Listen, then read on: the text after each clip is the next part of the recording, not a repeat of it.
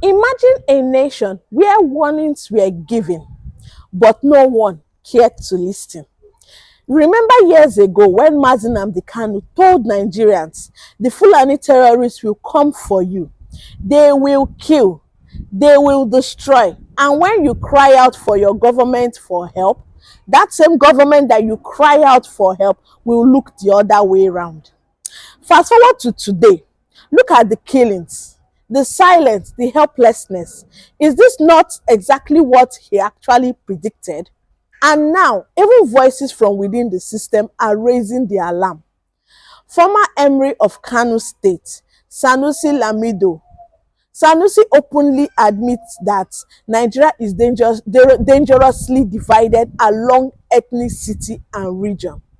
So what does this mean for the future of our country? Is Nigeria sidelining towards the religious war that could even tear it apart? I want you to stay with me because what you are about to hear is the reality they don't want you to face. And if you've watched up to this moment, please, please, please do not forget to subscribe. Do not forget to like, so you'll be among the first person to get notification as soon as I post my next video. Now I'm going to play a clip where Nnamdi Kanu warned Nigeria about Fulani terrorists and their government. And I'll be right back. Fulani are now saying that Yoruba forest is now their irreversible homes. They have now occupied Yoruba land in perpetuity. And I want to let my Yoruba friends understand this. You see, in life, anytime you support evil, evil will come back to haunt you. All of you never knew that IPOB and this Biafra movement was for your liberation. Some of you saw maybe the oil and gas from Biafra land. If they go now, we'll have access to oil and gas. In the process of having your eyes fixated on oil and gas, your forest is gone. Do you understand it? There is nothing more precious in life than freedom. Freedom is very important. And I need you to understand this very morning.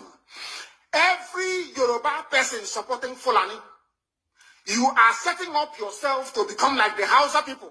Remember when Hausa was supporting Fulani? We are Hausa Fulani. We are Hausa Fulani. Where are the Hausa people today? I ask you. Where are those Hausa people today? Do you see them anymore? They're saying we are Hausa Fulani. We are Hausa Fulani. Do you see them again today?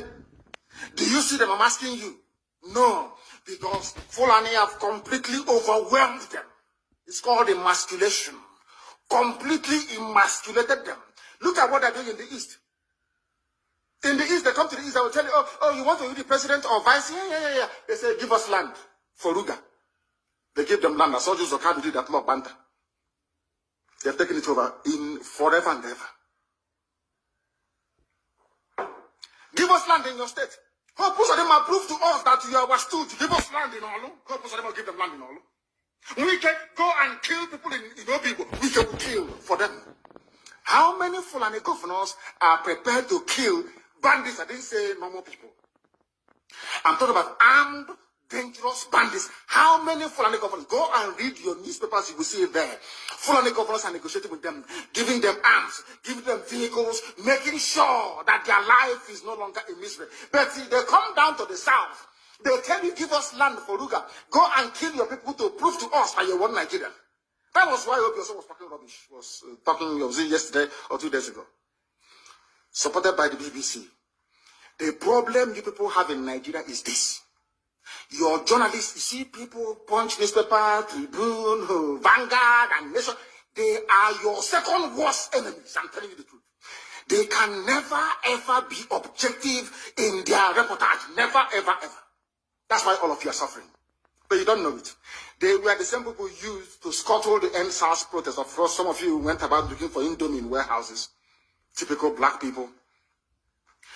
Any revolution that is coming now, you must stand very firm. They'll say, oh, you're Igbo. Oh, you're Yoruba. Oh, you are from Europe. Don't join them. It's our turn in 2023. If you do this, you will scuttle our chances of becoming the president in 2023. Ask yourself, all of them that have been president from time immemorial, what benefit has it brought to you as a human being? Absolutely nothing. Look at them now. How they have now descended on Yoruba people, asking them to concede. Give us your forest. We must graze. We must do this. We must do that. And slowly, before your eyes, they are giving in. They are capitulating. They are allowing them to. If you don't give it to us, so Tinubu will not be president in 2023. Tinubu won't be the president. That's what I'm saying to you. And foolishly, you will agree and hand over your land to them. And once they take your land over from you, look at Hausa. Is there any Hausa governor today? Is there any Hausa emir? Is their land though?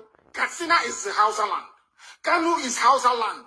Sokoto is Hausa land. The Hausa people own it, indigenous to those areas. I'm asking you this question. Is there any Hausa man who's an emir in the north? The answer is no. This something is going to happen to you. Let's start with the first clip we just saw. Kanu wants Nigeria in clear words. The Fulani herdsmen crisis would escalate. Innocent lives would be lost, and the government will fail to protect its own citizens. Now look around. Villages are being destroyed. Families displaced. Thousands are being killed day after day.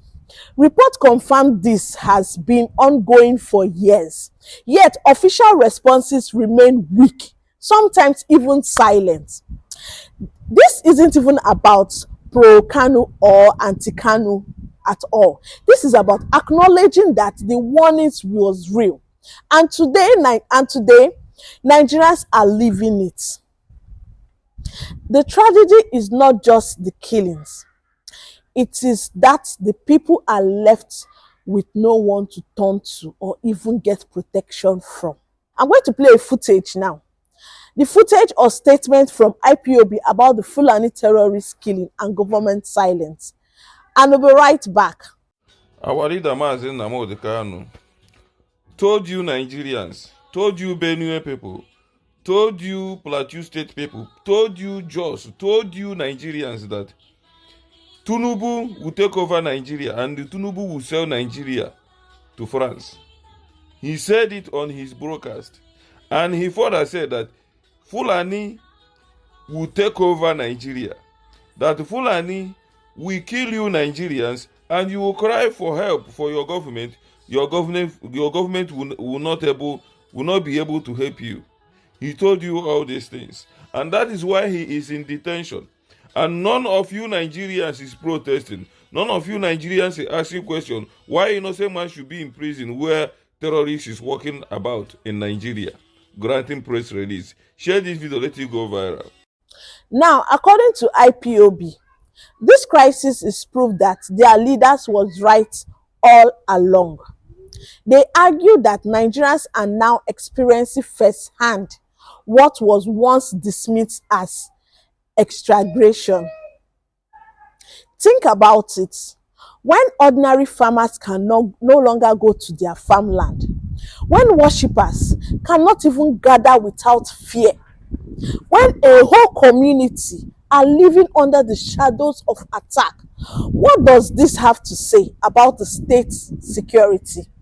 Or should I say, what does that say about the state of our security?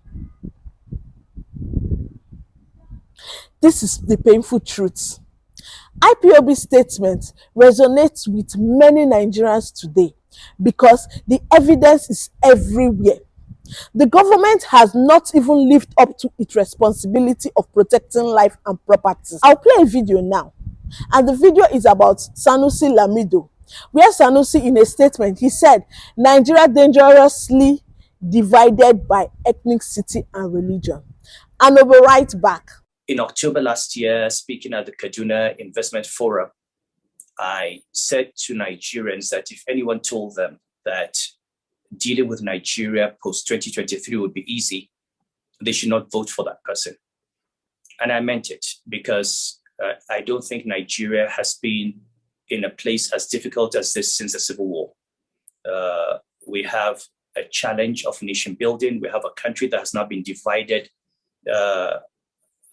very dangerously along ethnic and religious lines. We have an economy that is in doldrums. And unfortunately, we seem to be having a dearth of leadership among political leaders. I think beyond defining what we want as a leader, We need to look critically as a country at the process through which our leaders emerge.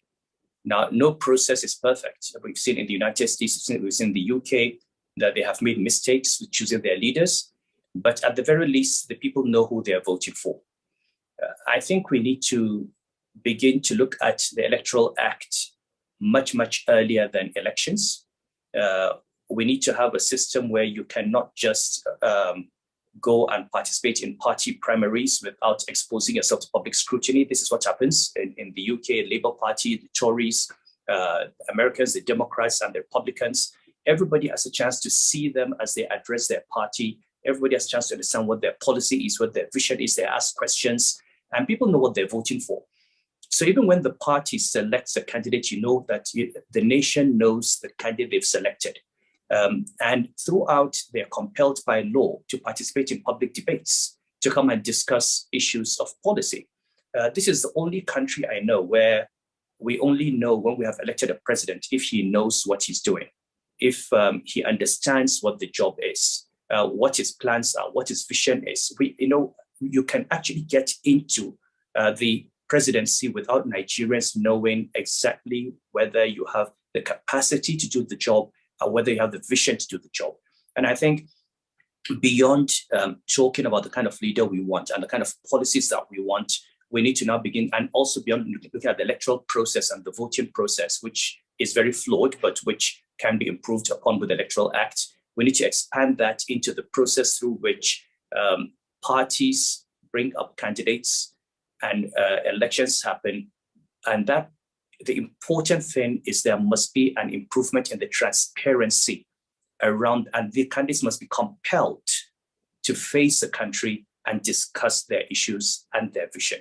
And when we begin to do that, the parties themselves will be forced to give us candidates that can do the work. And we as Nigerians will at least have the good fortune of knowing that we knew what we were voting for when we voted for it. So these are elements, these are aspects of our democracy that I think need to be looked at, which we have not looked at sufficiently. I'm sure the topic today will talk about the decades of missteps we have made on the economy, the way we have reversed institutional growth and institutional independence and development, where we now have weak institutions that have been totally politicized. And those who are unelected officers who are supposed to be the safeguard for our economy, for our polity, for our society, have become politicized. And there is now little difference between those who are elected and those who are unelected. Everything is political. People have questions about regulations, they have questions about policing, they have questions about the judiciary, they have questions about the electoral umpire. And I think we need to we had made some progress many years back, which has now been reversed, but we need to go back to rebuilding institutions and asserting their independence and ensuring that they protect the democracy and the economy that we all live in. I would like to wish each and every one of you a very happy day, and I wish Itua happy 62nd birthday. I'm heading there in a few months, inshallah, and I'll be joining you. So thank goodness it's the same year, so you can't claim you're a year older than me. I would like to again thank you, Itua, for your friendship. Thank you for being who you are. Encourage you to continue being who you are, to continue standing up for those values that you've always had, and to continue to have hope in this country, because if we lose hope, then the next generation is finished. All of us have been beneficiaries of the work that was done by those before us, and we have a responsibility for rebuilding this country for those who are going to come after us. And then we hear from Sanusi Lamido. Sanusi, the former Emir of Kanu State, a well-respected voice, not a politician playing to the gallery. He boldly said, Nigeria is dangerously divided by ethnicity and religion. Let's break this down in simpler terms. Ethnic group no longer trust one another. Religious groups see each other as enemy instead of what? Neighbor. And the government, which is supposed to unite us, is seen as biased. When a country reaches this point, what happens next? History shows us that nation divided like this is either faced with civil unrest or extreme cases of what? Collapse. Sanusi is not an outsider, mind you, or throwing stone. He is someone who has seen Nigeria from inside politics, religion, and even culture. If he is this worried, then every Nigerian should pay attention. So here's the bigger picture. This is not just about Fulani herdsmen right now, or IPOB, or Sanusi's warning. This is about Nigerian survival. When citizens cannot even depend on their government for safety again, what happens next? They take matters into their own hands. Thereby, that will even cause what? Chaos. Yes, because thereby it brings chaos. When people stop seeing themselves as Nigerian first and instead see themselves as only as Igbo, Yoruba, Hausa, or Fulani, unity what? Dies. When religion becomes a weapon instead of a guide, violence replaces peace. What happens?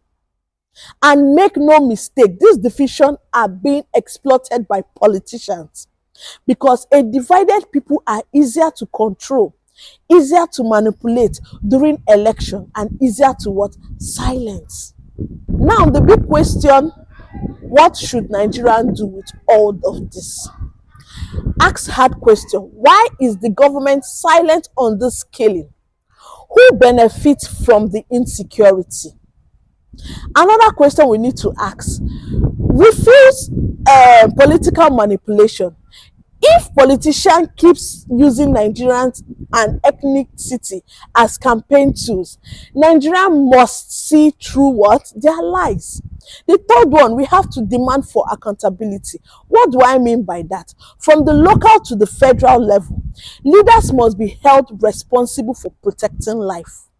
The future of Nigeria depends on whether the people allow this division to define them or whether they will rise above them.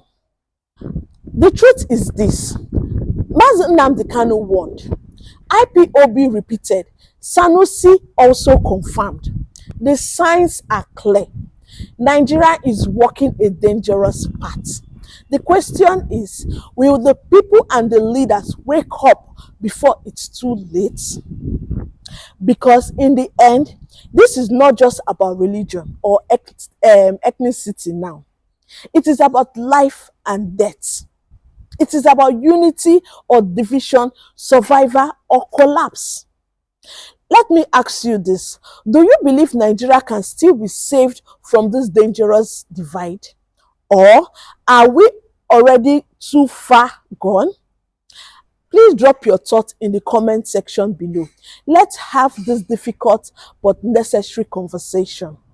And if you've watched up to this point, thank you so much for stopping by. Thank you for watching my channel. Please do not forget to subscribe if you have not done so. Please do not forget to like. Please do not forget to comment so you will be among the first person to get notification as soon as I post my next video. Till I come your way again. For now, bye.